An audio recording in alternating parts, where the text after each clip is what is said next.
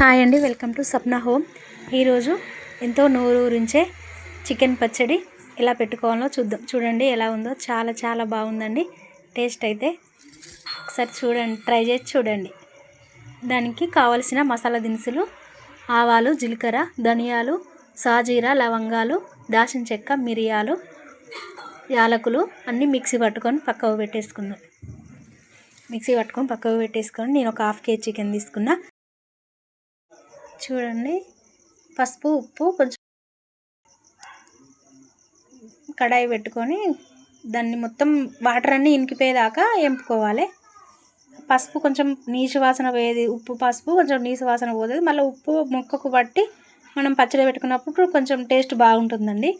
దాంట్లో వాటర్ అని ఇంకిపోయాక తీసి పక్కకు పెట్టేసుకుందాం. చూడండి ఎలా ఉన్నాయో. ఇలా వాటర్ మొత్తానికి లేకుండా ఎంపుకోవాలి.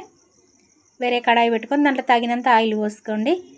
ఆయిల్ కొంచెం చూసుకొని పోసుకోండి, ఎందుకంటే మళ్ళీ వేస్ట్ అవుతుంది. అది వేస్ట్ కాకుండా మీరు ఎంత పడుతుందో అంత కొంచెం చానే ఉండాలి చికెన్ పచ్చడికు. పోసుకొని దాన్ని గోల్డ్ కలర్ వచ్చేదాకా వేపుకోవాలి. గోల్డ్ కలర్ వచ్చినాక తీసి పక్కకు పెట్టేసుకుందాం. వాటిని తీసి మళ్ళీ వేద్దాం. బాగా వేపినా కూడా ముక్క గట్టిగా అవుతుందండి. మామూలుగా వేపుకోండి, బ్రౌన్ కలర్ అయితే చాలు.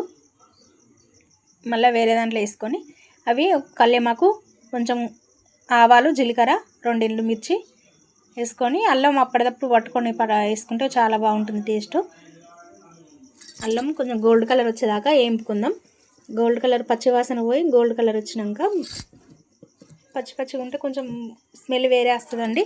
కొంచెం మంచి స్మెల్ రావడం కోసం ఒక 3 టేబుల్ స్పూన్లు గ్యాస్ ఆఫ్ చేసి 3 టేబుల్ స్పూన్ల కారం, 2 టేబుల్ స్పూన్ల ఉప్పు, 2 టేబుల్ స్పూన్ల మసాలా. ఫస్ట్ మనం ముందు పట్టుకొని పక్కకు పెట్టుకున్నాం కదా, ఆ మసాలా.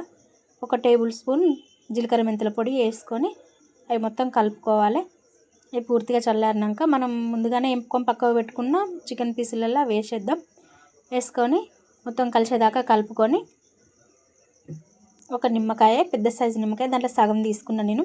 అది పూర్తిగా చల్లారినాక నిమ్మకాయ వండుకోవాలి, చేదు వాసన వస్తుంది. చాలా బాగుంటుంది.